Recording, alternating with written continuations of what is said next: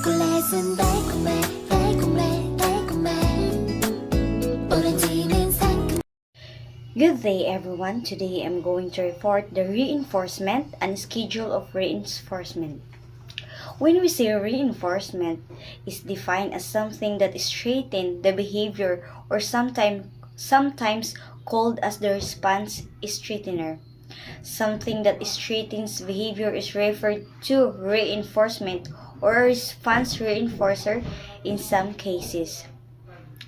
In reinforcement, there are types of reinforcement, which is the positive reinforcement, negative reinforcement, punishment reinforcement, extension reinforcement.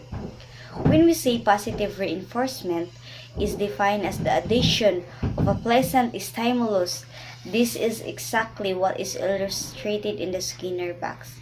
It consists of introducing a pleasurable sensation.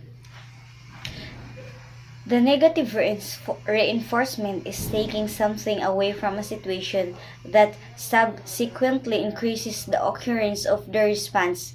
In the other words, it is taking away an unpleasant consequences to cause the behavior to happen again.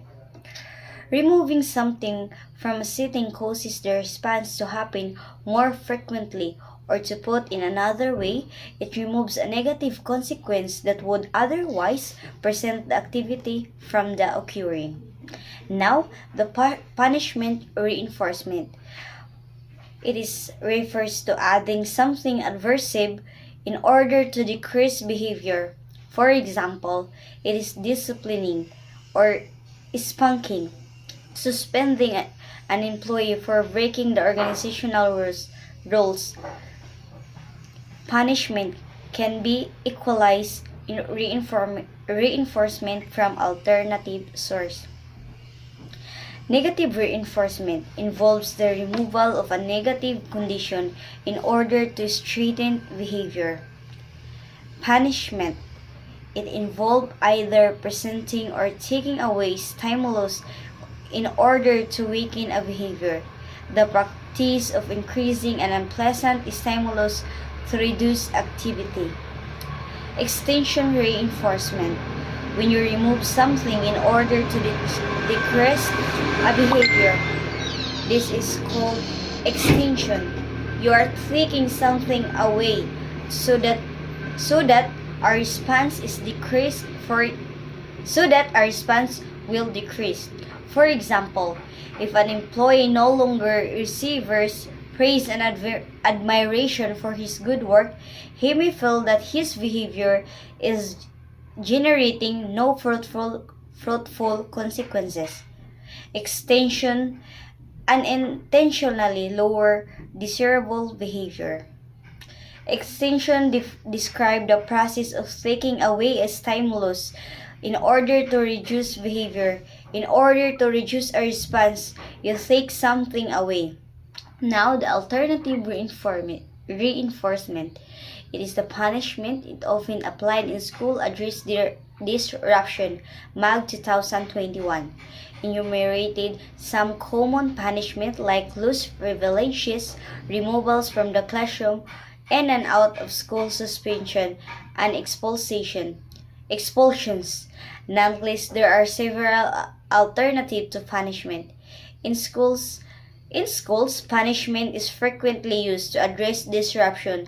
There are a number of options to punishment like said in the definition of alternative reinforcement, including loss of privilege, removal from the classroom, in and out of the suspension, and expulsions.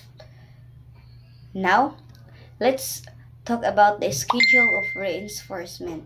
According to Skinner 1938, as mentioned by Giller 1977, refers to when reinforcement is applied. Skinner's 1938 and Giller 1997. Now the continuous schedule. It is a reinforcement is given every time the animal gives the desired response, and the intermittent schedule reinforcement is the given irregularly as the animal gives the desired response. Fixed interval is a constant from one reinforcement to the next.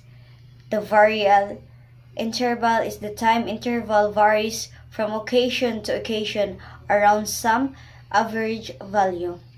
Ratio is schedule. Reinforcement is given depending on the number of correct responses or the rate of responding. Fixed ratio. Every nth correct response is reinforced, where n is constant. Variable ratio. It is very n correct response reinforced, but the value varies around the average number n. The alternative to punishment.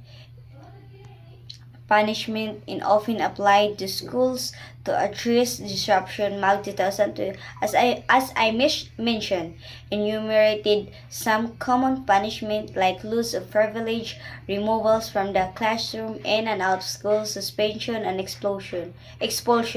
Nonetheless, there are several alternatives to punishment.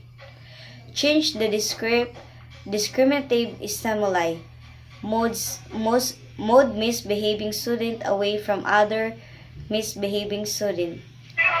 Allow the unwanted behavior to continue. Have students who stand when he or she should be sitting continue to stand. Extinguish the unwanted behavior.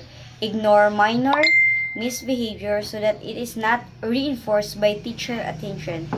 Condition and incompatible behavior. Reinforce learning progress which occurs when we as students is not misbehaving. Now the relationship of reinforcement and punishment. There's in relationship of reinforcement there is a positive and negative. So the positive is adding something to increase the behavior. In the negative side, it's subtracting something to increase to the behavior, which is the punishment. It is decreasing the behavior, adding something to decrease the behavior, or subtracting something to decrease the behavior. That's all. Thank you.